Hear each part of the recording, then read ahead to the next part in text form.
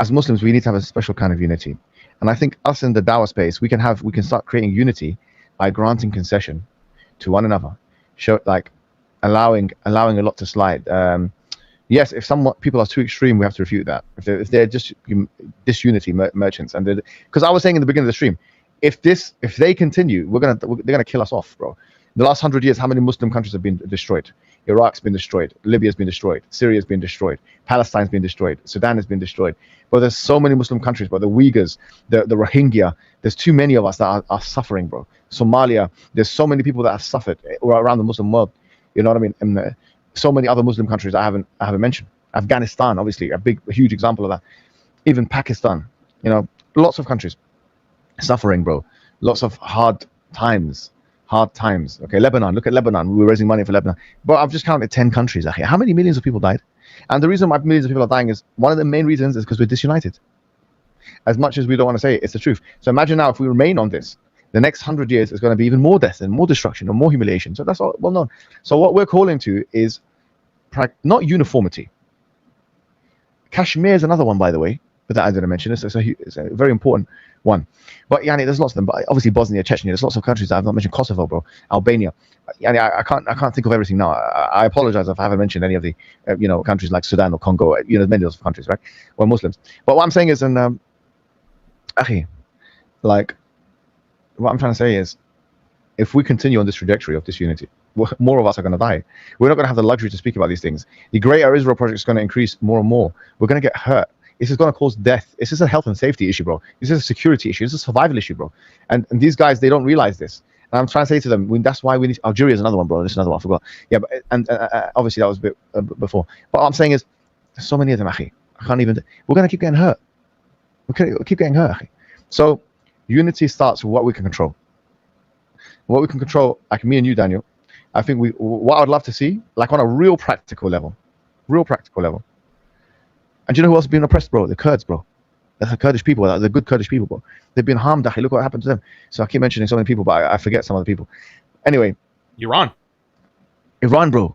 Of course you're gonna say that. No, I'm checking. Okay, bro, the Kurdish people. Well, I've got many Kurdish people in my family now. My sister's married a Kurd. My niece is married a Kurd. And I love these people. I think they're very honourable individuals. They're fantastic humans. We've got Tariq Kurd as well in the Sapiens. Bro, they're great people, man. Yeah, anyway, he's a good brother. Shout out to brother Tariq. Yeah, you know him. Yeah, I remember him from my trip in the UK. He's really generous brother, mashallah. Oh, bro, he's the best. I mentioned Libya. Someone mentioned Libya. I said Libya before, but I say it again, Libya. What happened there was very diabolical. I've mentioned many countries. I have probably left out many countries. Now I apologize if I've missed out the countries.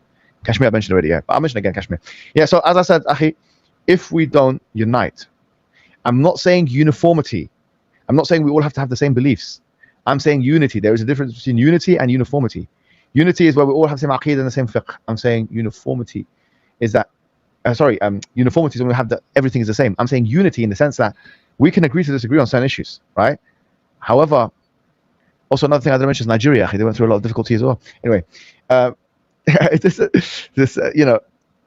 Did you mention Somalia? I did mention Somalia, but I mentioned again Somalia. Northern Somalia, Hargeisa, all of these areas. I know there's been specific issues in the north as well, and there's specific issues in the south as well, and specific issues everywhere. Ethiopia, bro. There's lots of Muslims there. Obviously, there was a civil war, in Ethiopia. Unbelievable. It's not that wasn't religious. That was tribal thing. Did we mention Yemen? Yemen, bro. Come on. How could we not mention Yemen? Subhanallah. I mentioned Rohingya. I went and saw the people in Rohingya myself. But anyway, I'm saying if we don't do this, also Eritrea, bro. Bro, it's incredible how many countries with a huge Muslim population have been disturbed, and we're still talking about this stuff, We're going to get destroyed. We're going to get annihilated, man. I'm telling you, we have to start. And that's why what I think we need to do, Mali, bro. I forgot to Mali. Anyway, and look what the French did. No, North Korea. But, bro, even the non-Muslim countries, but that would defeat the object of what I'm trying to say. So what I'm saying is that, what we want to do is create unity, yeah? I want to create unity. I want to create unity between everyone. So what I want to do is I want to bring Daniel Haqiqatjou. I want to bring Omar Suleiman. I want to bring Adnan Rashid. Bro. Do it. I want to bring all of these guys together. And I want them all to hug each other. And I want to bring as well. To get this. We know there's a bigger call. Imagine if we do that. We get this one, that one, even Shamsi. But I saw him the other day. Shamsi, do you know when I see Shamsi, the madkhalis, I see him, bro, it's like we're brothers, bro. In the street, I see him, how you doing? It's like nothing's happening. Why? Because I think there's something we've got, like, I don't care, it's whatever. So the point is, let's create unity, not uniformity. We're not saying let's bring the aqidas and mix them. No one is saying mix aqidas, brother. We're not saying mix aqidah. I'm saying let's agree to lay our arms down and focus on issues that mean that Muslims are not going to get destroyed for the next 100 years, and they're not going to get killed for the next 100 years. And that's why I say we should start with the dawah scene. I mean, bring someone like Adnan. Like, I'm not going to hug someone who calls the Palestinian fools as they're going through a genocide.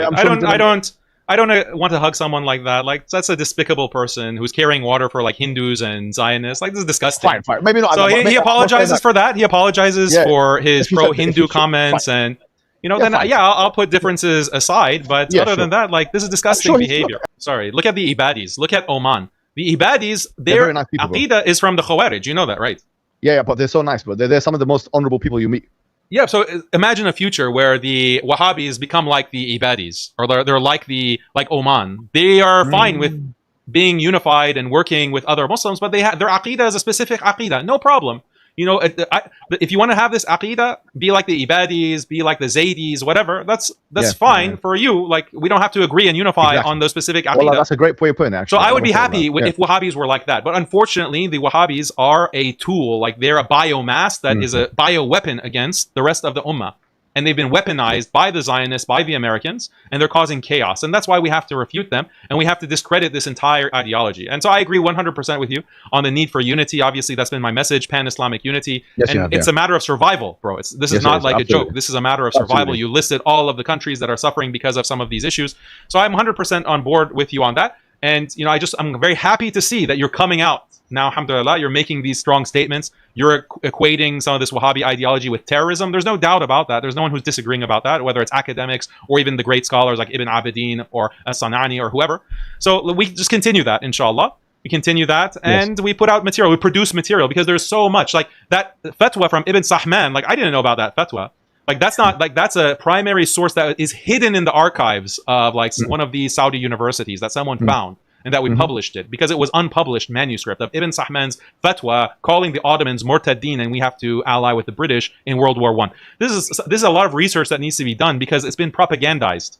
A lot of the Wahhabi propaganda that has whitewashed the history of Saudi Arabia and Ibn Saud and the first Najdi movement and the second Saudi movement. We have to do some knowledge production, because a lot of damage has been done on the basis of this ideology, and you can greatly contribute to that, inshallah. I know. Did you finish your PhD yet on the contingency argument? I've seen some videos that you put out on. I finished it, but I want to redo a couple of chapters before I completely submit it. Maybe 2 or 3. Yeah, do that, inshallah. And then, I don't know what your next intellectual project is going to be, but I think there's a lot of potential research in this area specifically, because, bro, this has formed the modern world as we know it, the Muslim world as we know it, is what happened at the end of the 19th century, early 20th century, prior to, during the World War I period, the founding of Israel, the founding of Saudi Arabia. This has shaped our world today, and many of the problems that we have is because of historical things that happened at that moment and philosophies that developed at that moment. I think you would be great in terms of your understanding of, the Kalam debates and Aqidah, to delve into these discussions and these theological debates that had a political influence on the course of history. This could be a very big, important project for you.